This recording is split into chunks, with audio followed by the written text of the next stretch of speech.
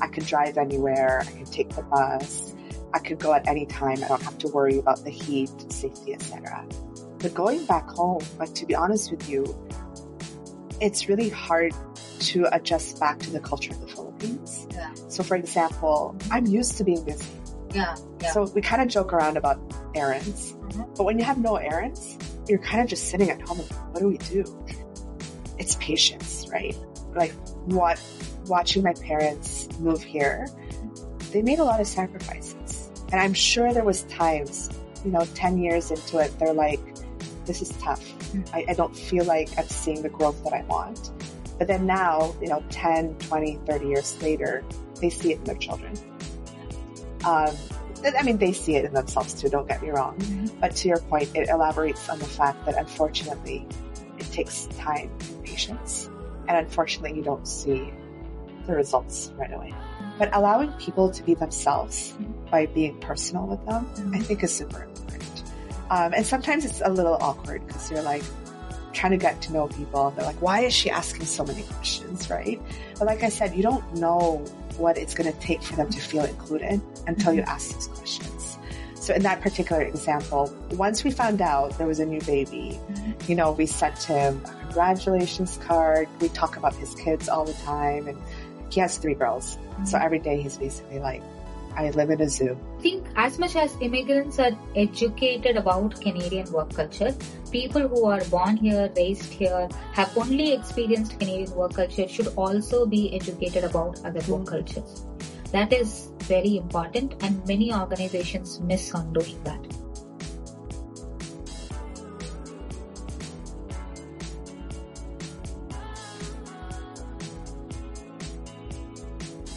Hello everybody, back again with another episode of Newcomers to Trailblazers. I am going to do something today that I'm very proud of. I'll give you an example. How many of you can tell that you have interviewed your boss? Not many of you, yay? Not many of you. But today I have the privilege of interviewing my boss. Actually, no. I have the privilege of interviewing my boss's boss, my super boss. You cannot say that. You cannot beat me. I am amazing. I am way out of the world today. And to follow more of me, you know what you do. You have to follow me on Instagram. You have to follow me on LinkedIn. You have to subscribe to Apple Podcast, Spotify, YouTube, everywhere that we are. Oh, we newly started on Amazon Music also. So don't forget to follow there as well. Now, here is my question. Now that I said I am going to be interviewing my boss's boss, should I be scared? Luckily, I don't have to be, simply because I will not lose my job today. See? It's an amazing day. I can ask anything I want to my boss and she isn't gonna fire me. Oh God, now this is an amazing day. So today we have Joanna Sanchez. Hi. Hi, hello. How are you? I'm good, thank you. How are you? I am amazing. So Joanna actually moved to Canada when she was very young, and we are going to learn much, much more about her. And when I said boss's boss, she works for C-SPAN. I also apparently work for C-SPAN. And today is the day she isn't going to fire me. So come with us, let's have some fun, and let's drill her, and we will ask her such fiery questions. She's going to hate me tomorrow and still forgive me the day after. Ooh. So to your point, today I'm just Joanna. I know you said I'm your boss's boss. Yeah. But yeah, no, I'm really excited. Okay. And I'm ready for all your questions. Ooh. See, this is the best thing about interviewing people. You know, the actual work goes into preparing the questions, not answering them. Yeah. Good point. We'll see how well I answer the questions today. Okay. So, Joanna, let's start with Canadian small talk, the famous Canadian small talk. How are you? Good. Nice weather today. Sun was out. Yeah, nice. Actually, I should say today has been a nice weather because last 2 weeks we have been drowning in depression because of all the cloudy weather. But today has been really good, sunny yet cold weather, which is still okay. Yes, Yeah. definitely. Okay, let's dive into questions. Sure. Okay, so I clearly mentioned in the introduction that you moved to Canada in a very young age, right? And when I spoke the last time to you, you also mentioned you have a large family. So can you tell us a bit about how it was growing up with so many siblings, and what kind of activities did you do? How did you make sure your energy was out? Yeah, no, that's a very good question. So to your point, I have one older sister and two younger brothers, and we're all within 6 years. So when I think about that, I mean, to be honest with you, I think mostly about my mom and how she was able to have four young kids. But having said that, I mean, growing up, it's funny, we only know what we know. Yeah. And honestly, it was fun. There was always an activity to do. And, I have to admit, some of the activities were still a little bit more gender-based. So my little brothers loved to play hockey. My sister and I, we kind of got a little bit into sports, a little bit of dance, but for the most part, we did shopping, watching movies, getting nails done, all the girly stuff. But having said that, growing up, I do remember we would play a lot of games as well, just because, when you're together. And it was fun, and it also allowed us to interact more with people and understand differences. Even though we were so close in age, we're all quite different, right? It doesn't matter the gender, personalities, etc. So yeah, that was really nice. But at the same time, I mean, honestly, it was also very much like a somewhat competitive environment, right? When you're really close in age, you're always fighting, well, not fighting, but competing against your parents' attention, time. Like time, of course, is really important. My siblings or my brothers growing up, they both played hockey. So that also took up a lot of time. But yeah, again, it was fun, I would say. And I still get along really well with my siblings and try to spend as much time with them as possible. So okay.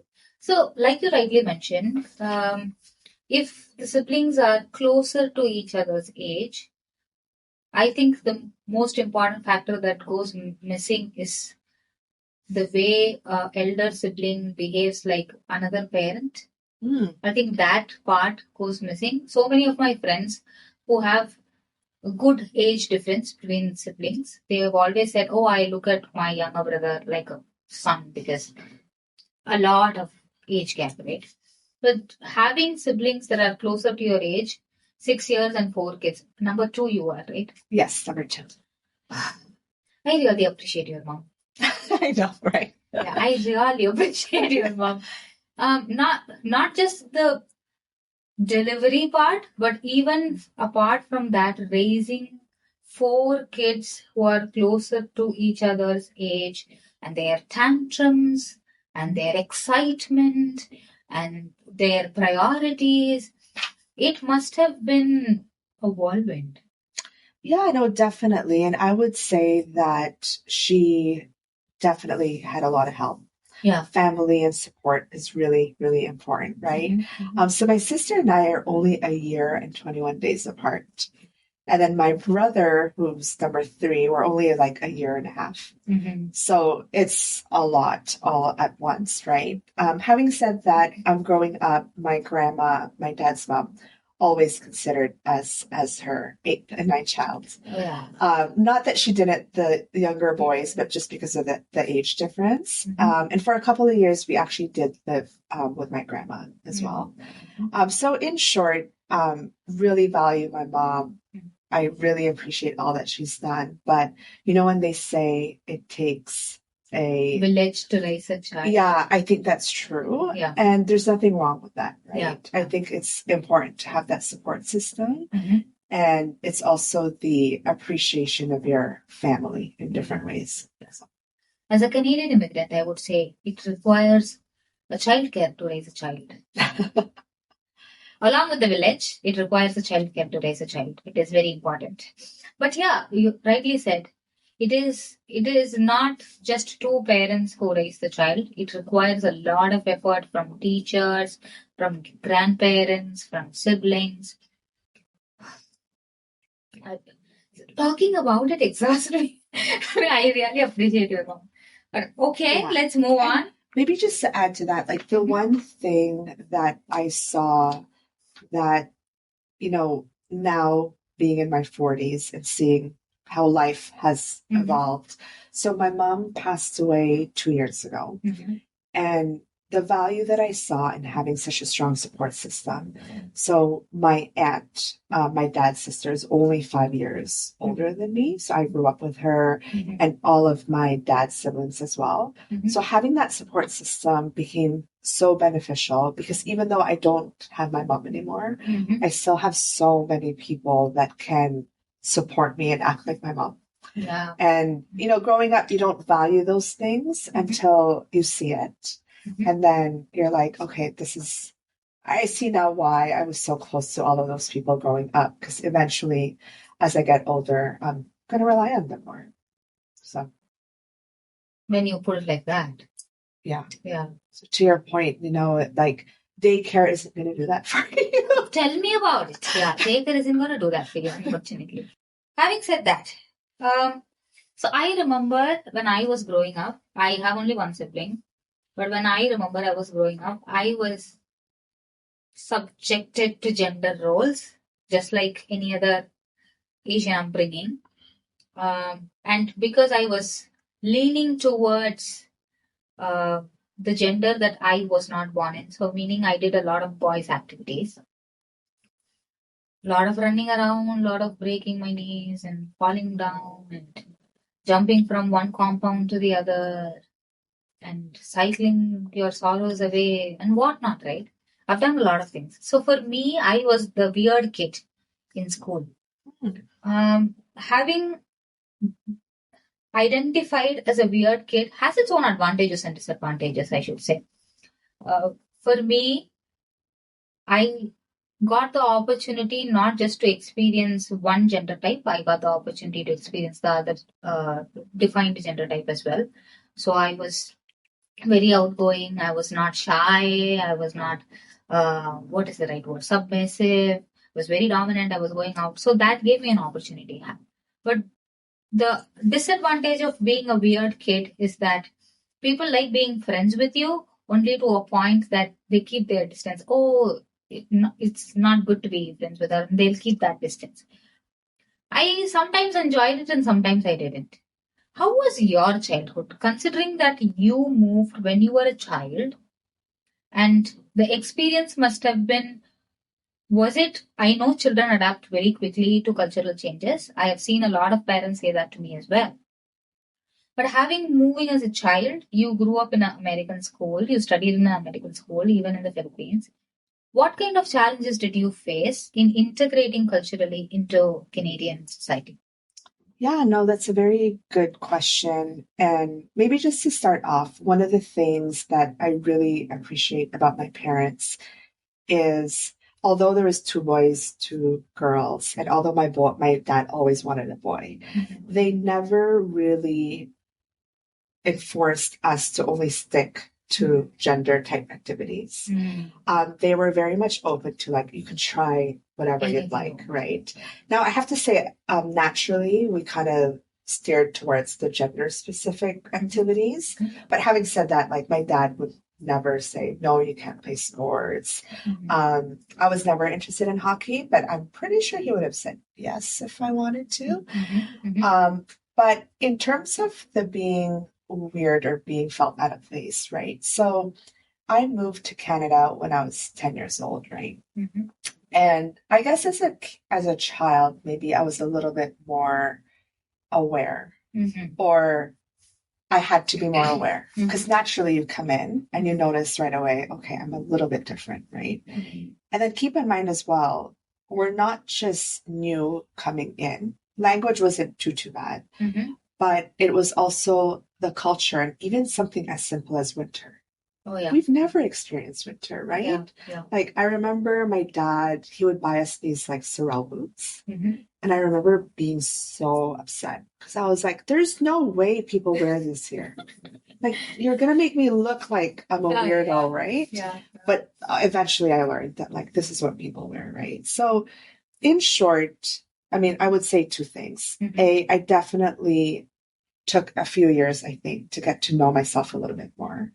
I was quiet when I first moved here because naturally you're still adapting, right? You're trying to figure out what's right, what's wrong, etc. But to be honest with it, I like being different. And that's kind of how I view myself now. I think it's okay to be unique. And it also makes me appreciate other people's uniqueness, having been through that, right? Now, we still all adapt. At the end of the day, we all still want to make friends and fit in somewhere. But I remember even in grade school, so when I moved here, I went into grade 4. There was enough diversity, to be honest with you, so that I can relate with other people that are also immigrants or maybe weird. Maybe we shouldn't be using the term weird, but we'll use it anyways. But I like people that are unique. So even like growing up, I was drawn into people that had experiences, that was different, that had a different viewpoint, right? So I don't know if that answered your question, but I think that's kind of how I view my experience.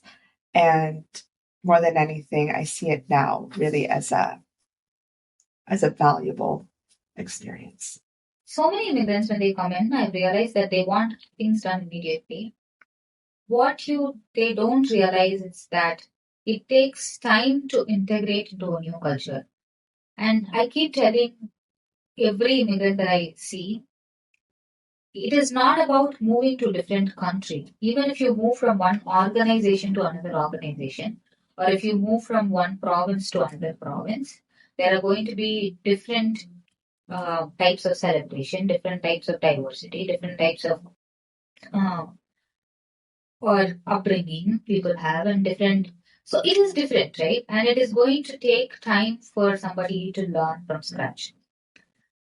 But many immigrants that I see coming in today, they have this expectation that, oh, I want to be integrating today with Canada. I want a job tomorrow. I want to live an amazing life day after.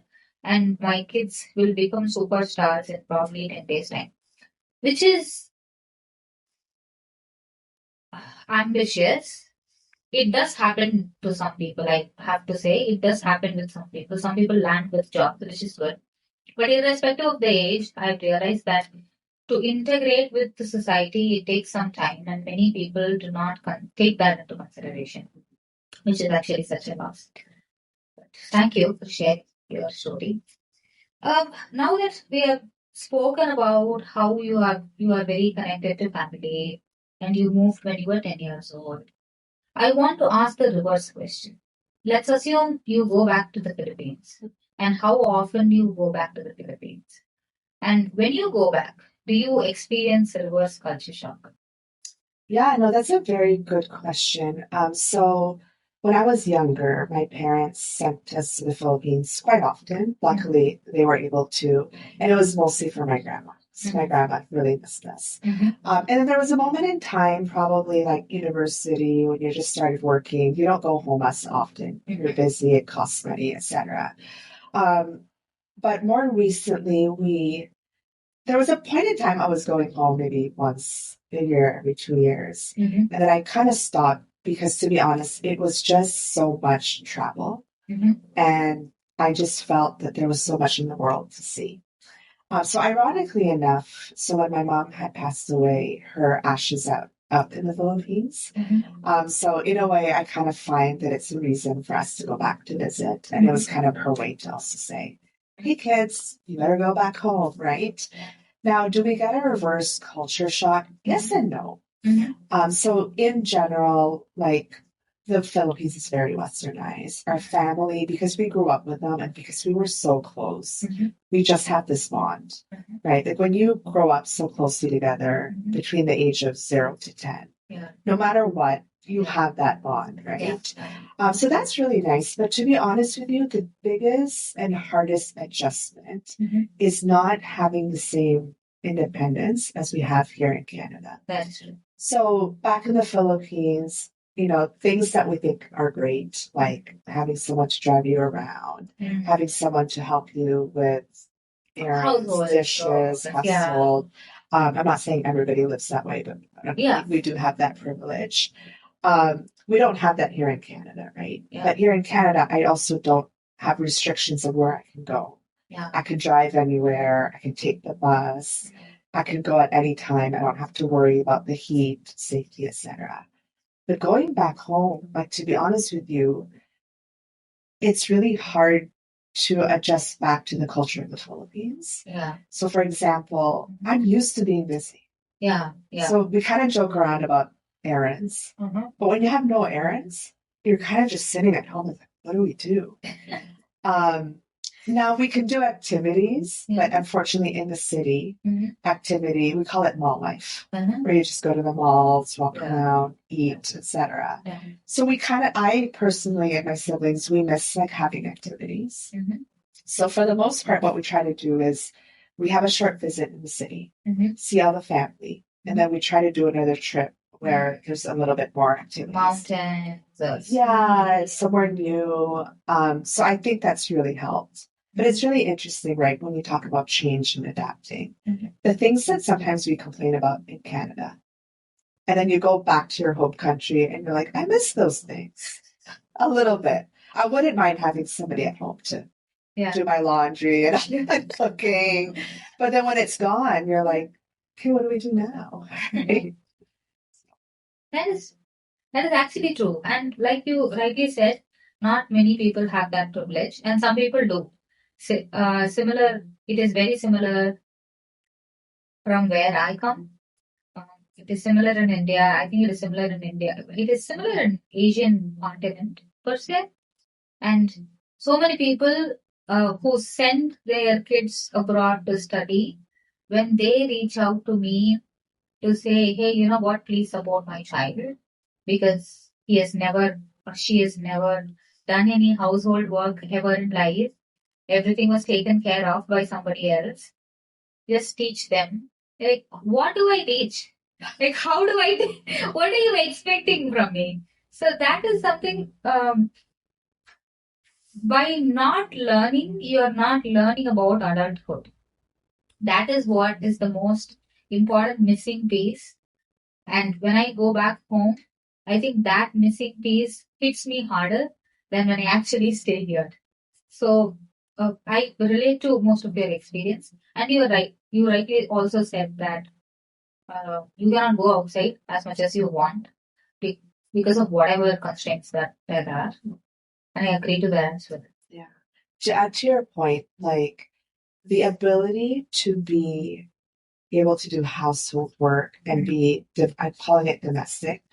So my goddaughter moved here to the Philippines for school, and her parents are like, to your point, teach her to do all these things, right? But the sense of accomplishment when, as an individual, you are able to do all those things, it's so empowering. Yeah. Right? To be able, like the little things. I did laundry. I cooked.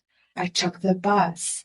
It's like little basic things, but I feel like, to your point, it's really important to give people that opportunity. Yeah. Because it gives them a sense of empowerment that we take for granted. The little things, being able to do all those things gives you like such a big sense of accomplishment. It is. It is actually. So every time, I should tell you this, every time I finish my laundry and I fold those clothes and I put them in their place, I feel such accomplishment every time, every time. I hate doing laundry. So when I actually do it, I feel such accomplishment. And I try and procrastinate as much as possible. But when I actually get to it and when I do it, I feel such accomplishment. Simply because it is not a very big task, right? It is a very mundane task. Irrespective of that, when you are putting yourself through the process of doing your domestic work, you still feel like an adult. You still feel like you have accomplished. And that is the very definition of being an adult. And it is okay. Nobody is going to teach your children. I don't want to teach your child. But yeah. Okay. We have spoken about the advantages of being a Canadian immigrant and the disadvantages as well, right? From a cultural difference perspective. Let's also speak about what is the best part. So, what is the best part or the most amazing part of being a Canadian immigrant? Is there a particular aspect to living in Canada that you cherish the most? Okay, that's a very good question. So I can answer it in many ways. So I'll answer it and you can let me know. Yeah. Off the switch. So, okay, what are the advantages of being a Canadian immigrant? So maybe I will communicate it in a way from like my parents' perspective. Because when my parents moved here, it was a sacrifice for them to move here, right? But they saw the opportunity for The next me and my siblings, right? And really for me, it's again the independence. So the ability for me and my siblings to find our way through life, but to actually have that opportunity, honestly, to be who we want to be. Yeah. And I know that's very simple, but when you come from another country, depending on your situation, a lot of what my parents did was because of their parents. Yeah. Right? They could do what we do now. And then it's again the independence, the ability to be able to go to school. Yeah. The ability to also, honestly, after school, be able to apply it to a job. And as much as there's a lot of limitations for immigrants here in Canada, I always tell people, work hard. Yeah. Be nice to people, stay focused, and you'll do well. Right? Like the rest, like it's not, I shouldn't say overly complicated, but there's kind of an opportunity for everybody. Some might take longer than some. Sometimes it's not fair, but we all know even back home in our countries, it's also not very fair. But the opportunity for me is really what I see. I go back home and have a lot of family I grew up with. And honestly, they just envy what we do here, what we've become, what we could study. And, the fact that we can buy a house here, drive on our own, drive across the country to visit the mountains, etc. Honestly, that I think is the biggest advantage. But it comes with a sacrifice, right? Like I don't underestimate the sacrifices that my parents went through. And to your point, it's patience, right? Like watching my parents move here, they made a lot of sacrifices. And I'm sure there was times, 10 years into it, they're like, this is tough. I don't feel like I'm seeing the growth that I want. But then now, 10, 20, 30 years later, they see it in their children. Yeah. They see it in themselves too, don't get me wrong. But to your point, it elaborates on the fact that unfortunately, it takes time and patience. And unfortunately, you don't see the results right away. You don't see the results right away. I think that is the biggest takeaway.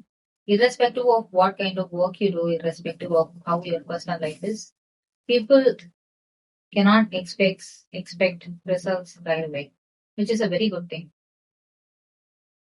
What I learned as a Canadian immigrant is that slow and steady does win the race. Because when I moved, all in my head, it was like, oh, I have to get this done, I have to get this done, I have to get this done. Just like any other immigrant, I wanted to be quick because I come from a country where hustle culture is a thing. Urgency is a thing. Everything is now. Everything is important. Everything is urgent. Everything has to be done now. When I moved and there was a pace, initially it annoyed the heck out of me. Initially, it drove me nuts. I was like, what is wrong with these people? Why is everything slow? The urgency has, in my home country, the urgency gave me the opportunity to grow fast, be it career, be it health-wise, whatever. It gave me the opportunity to grow fast, but it also limited the opportunity to learn about myself. So giving that space and time here in this country gives me the opportunity to sit down with myself, sit down with my family, learn about each other, the relationship that we are building. I have more friends today than I had back home. I would still know people. I know a lot of people.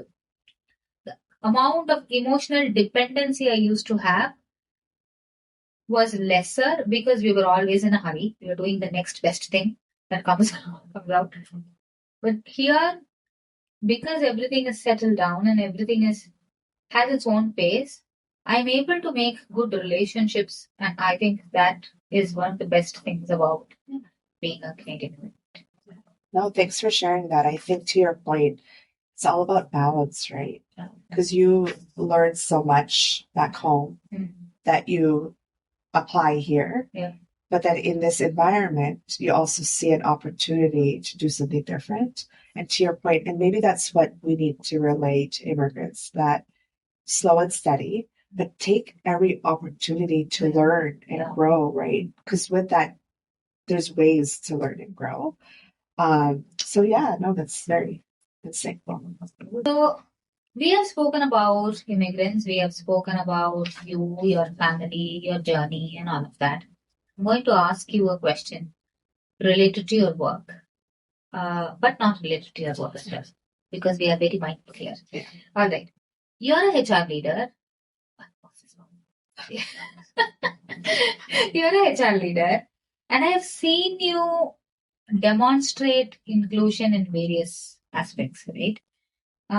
So, from your point of view, how do you think organizations can best welcome and support immigrant employees, especially people who are starting their first job in Canada? No, that's a very good question. And I would say, like, to your point, whether you're an immigrant or not, the onboarding experience is really important. So first of all, work is work, right? And interestingly enough, I interviewed someone today and I said, in your future job, if you had a dream job, what are some things that you're looking for? And everybody always talks about work, right? And she actually mentioned personal components. I love donut day. I like having special things to look forward to, right? So I guess my point is no matter what, we all need the time to get to know each other on a personal level, right? If we don't get to know each other on a personal level, we don't know what it is that person needs in order to succeed in a new environment. And if we don't get the time to know each other, we're also not going to have the time to know if somebody's going through something really tough, how can we support them, right? I remember there was this one gentleman that worked for us. It was during COVID, so it was mainly online, right? And you can tell on the call he was very, very frazzled. And he was also an immigrant. Used to work in Japan. He's from Pakistan originally. So anyways, I could tell he was really frazzled. And I'm like, okay, is everything okay? Like, there's something going on. So long story short, he goes, oh, my wife just had a baby 2 days ago. And we're all like, what? And on top of that, it was the third girl they're all really young. And we're all like, why are you working? Like, take the few days off, etc. And the poor gentleman, he's like, I didn't know. I didn't know you guys would care. And everyone's asking about, the newborn, etc. So eventually he shared with me, he was like, Joanna, in Japan, that's not the culture, right? Very different, yeah. And up to today, he tells me all the time, I really appreciate just how you treat people like people. Yeah. Right? When the boss walks by, and I don't like talking about the boss because I don't view things that way. Like most people think, oh, we have to stop talking. No, we have to take the time to get to know each other, right? So in short, I know it seems very basic, but allowing people to be themselves by being personal with them, I think is super important. And sometimes it's a little awkward because you're like trying to get to know people and they're like, why is she asking so many questions, right? But like I said, you don't know what it's going to take for them to feel included until you ask those questions. So in that particular example, once we found out there was a new baby, we sent him a congratulations card. We talk about his kids all the time. And he has 3 girls. So every day he's basically like, I live in a zoo. Panic mode. Yeah, exactly. So now we understand him better. But think about how that makes somebody included, right? Yeah. That it's okay, I can share this. People understand that, I live in a chaotic world with 3 girls. But we all have our differences and things that we struggle with, whether we're an immigrant or not. So I think in general, that's kind of my approach. And trust me, it's not always easy. We're work, right? So to your point, taking the time to actually like pause and get to know people and not just make it about work, I think is important. Okay. Removing the immigrant component out of it, treat people like people, learn about people. Only if you ask the questions on how they feel inclusion, you will only know then what inclusion means to them. I think so. Ooh. I said it in 3 sentences, but it was very meaningful. And thank you. Oh, you're very good at like summarizing my points. I'm getting a promotion. We just now have to put that in email. She's very great at summarizing points. Yeah. Okay. So, I've also mentioned, we spoke about what your leadership is like, right? As an inclusive leader, what your leadership is like. I'm going to continue that question. You are a Philippines-born immigrant in Canada in a leadership position. To me, it's an inspiration because to me, representation matters. When I started looking for jobs in Canada, and I started researching about the company, just like everybody else does, right? When I started researching about the company, I would go into LinkedIn and see, okay, what all departments they have, and then how many people of color they have. Yeah, that was a natural research point for me to research. And I would go into their page and all these people are majority of people who are born here or people who are raised here. And I don't see that representation. Many times I felt that. In fact, I did not even used to see indigenous people. Forget about immigrant representation, right? And it was very disappointing in the beginning. Then I've gotten used to the landscape now. So I ask questions on, hey, are you hiring someone who is not just from, are you hiring for skills or do you have a DEI quota or do you have DEI policies in place? How do you hire? So when I have these conversations, you get to know the organization better, is what I feel. But no, having said that representation matters, can you share how you use your position to advocate for growth and prosperity of other immigrants? Or you know what? I should take the immigrants out of the conversation. I'm sure she is going to give a very neutral answer. Well, okay. So maybe just to start off, I mean, to be honest with you, as I grew in my career, it took me a while to realize my position and how powerful it is for underrepresented groups, right? So, the first comment that I'll make is kind of related to what we talked about, is treat people like people. I'm just like anybody else in this organization, and that's how I view myself. But I also appreciate how other people have approached me to say, I noticed you because of X. You represent so much. And it's just, people just say to me, it's so cool.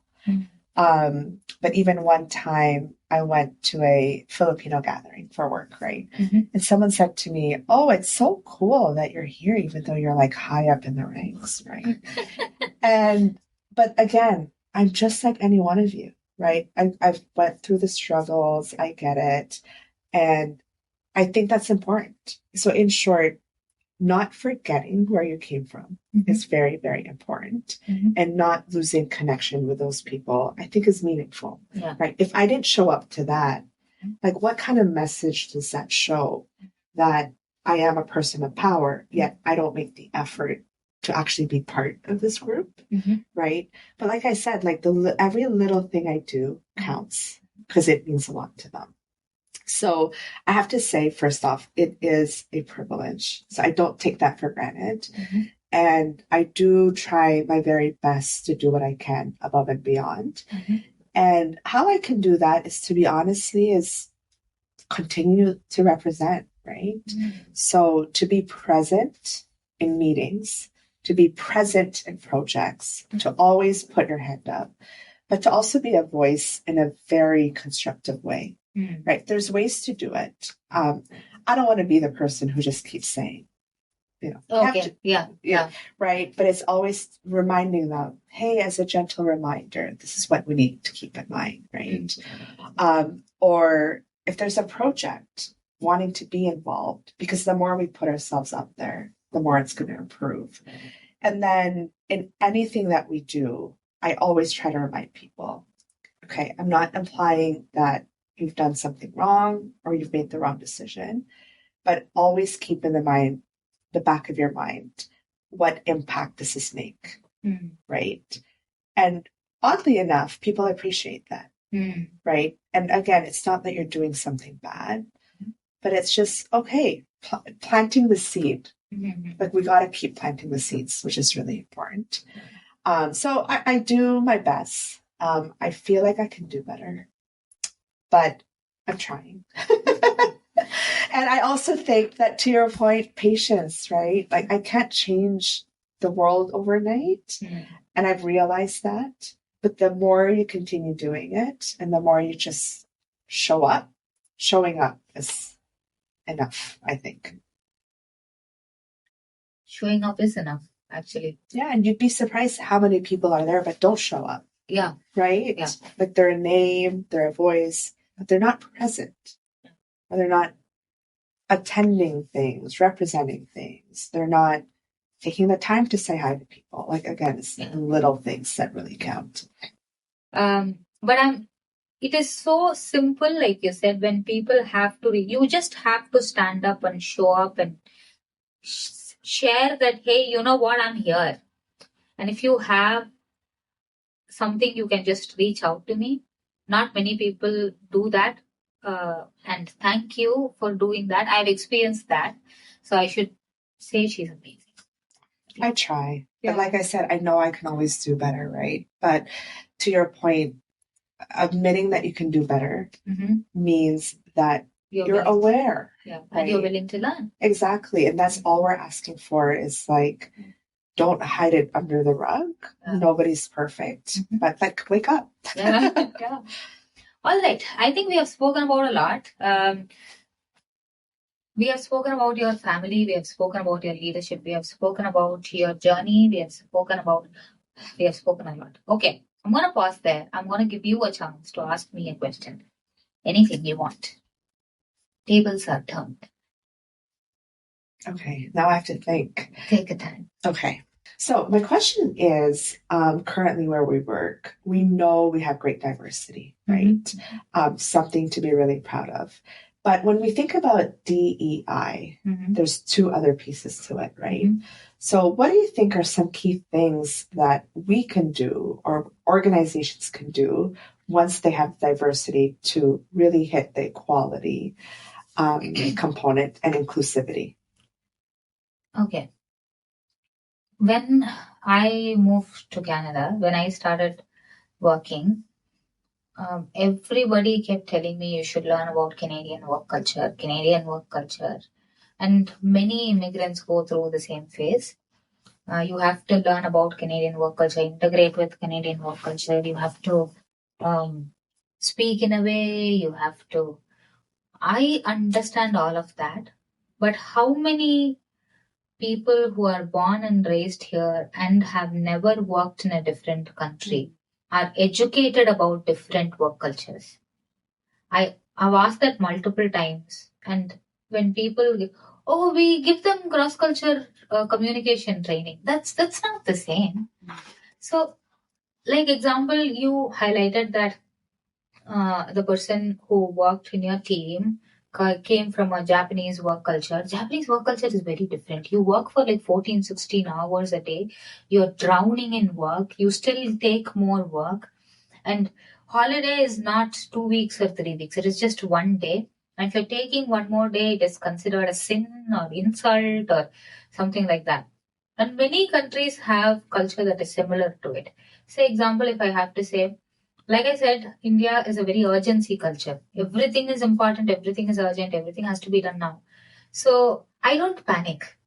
So for me, the biggest learning that I have from Indian culture is, even if you give me something in the last minute, okay, we can figure it out. Yes. I don't panic. Now that comes to me as an advantage. So when people reach out to me, when leaders reach out to me, I also want, from my perspective, to ask questions around, hey, how would your culture work in this situation? Nobody has ever asked me that question. I've been working here for 3 years. I connect with a lot of immigrants. I'm very active in the immigrant community. Nobody has ever asked this question. No leader has ever asked this question, which is very saddening. I remember when I was working in the previous organization, we had a discussion. So our boss used to give this opportunity where one of the team members can lead the team meeting. So it used to change every week that we have. And then I asked this question to a Nigerian. She came up with a very good point. And I asked this question, okay, how would you do it in Nigerian work culture? Maybe we can learn from there. Mm. Everybody looked at me. There was this moment of silence. It was so sad. Everybody looked at me. I was like, oh my God, did I say something wrong? Was it not acceptable in Canadian work culture? Or that was, I think, as much as immigrants are educated about Canadian work culture, people who are born here, raised here, have only experienced Canadian work culture should also be educated about other work cultures. That is very important, and many organizations miss on doing that. If you learn about another culture, maybe ask somebody to just share a story. Yeah. You don't have to do a full day session on it, which ask to share a story. Oh, this is how we would get it done. That will give a lot of perspective on why the person is that way. Not just you cannot stereotype the culture, obviously, but at least you will know why the person is the way they behave, or the words that they use, or the way they dress. You will come to know, or how many languages they speak. The country that I come from, there are 32 registered languages and 700 dialects. Like, I can speak 6 of them, but nobody really knows that because I'm only speaking in English. Right. So I think that has to be something that organizations should do, in my opinion, to make it more inclusive for and feel welcoming for and increase belonging for the immigrants. And I think the same goes with indigenous cultures as well. Indigenous cultures, language has been deleted from history for so long. And the same goes with indigenous history. There should be a place where people talk about their culture. There should be a place where they talk about, learn basic words from your team members' language. How hard can that be? Say thank you. Simple, right? When you say thank you in English and you expect us to say thank you in English to you, why don't you learn to say thank you in the language that we speak? How hard can it be? That will feel both non-majority, when I say non-majority, I mean indigenous and immigrants, feel more welcome. And that was very big. Okay. I really like that answer. I have a few ideas. Okay. After we're done about work. I know it's not supposed to be about work. So, yeah. But no, I really like that. And I think maybe not really a question, but more a comment. We talked a lot about support and community. And maybe one of the things I think is also important for all of us to support on is to also help all of us be more accountable. Right? So what I mean by that is, like, I could be a better leader, and I know I'm not perfect, right? But then I would love to hear feedback or other people tell me, hey, Joanna, I need you to do this. Hey, can you do this? Because I'm a visible minority, I also don't know all the things that I need to do, right? But the more we help each other, the more, we can all get better. And same thing, that I can approach people in a safe manner to say, hey, I know we're all trying to help each other out. I think you should do this to help in the situation. Or I think you should do this better, etc. So accountability, helping each other be accountable, I think is important. She said it in very corporate terms, but yeah. You can do your little tagline, whatever it is. Yeah. So when we post this on LinkedIn, maybe I will tag her and say, help each other make accountable. Said by Joanna. I have so many other taglines. There are so many. I'm sure there are so many. Okay. But thank you so much. Yes, thank you. So, thank you for taking the time, and you're not going to thank me for promotion because that's not what this is happening. That's not happening. But that's not what the handshake is. When I said I won't be fired, I also should have said I won't be promoted for this. But you're not getting fired, so you're welcome. Yeah, not getting fired, which is good enough. Which is good enough. So yeah, thank you so much for taking the time. And when I just reached out and said, hey Joanna, you want to be a part of the podcast, and you clearly said yes, of course, with that excitement, and that really was very encouraging. And we are using her office today. You see only the walls, but maybe I'll take a picture of her office and then post it online and say, hey, this is how the office looks. Thank you for sharing your office space with us for the recording. And that's it. I think thank you isn't sufficient enough, but yes, you're very welcome. It's just very fun. I was, as you know, nervous before coming in, but once you start, I'm a talker, so. Yeah. Great. Okay. Yes. Bye everybody. Remember to subscribe. If you have a question to Joanna, I will tag her LinkedIn in the description. You can reach out to her.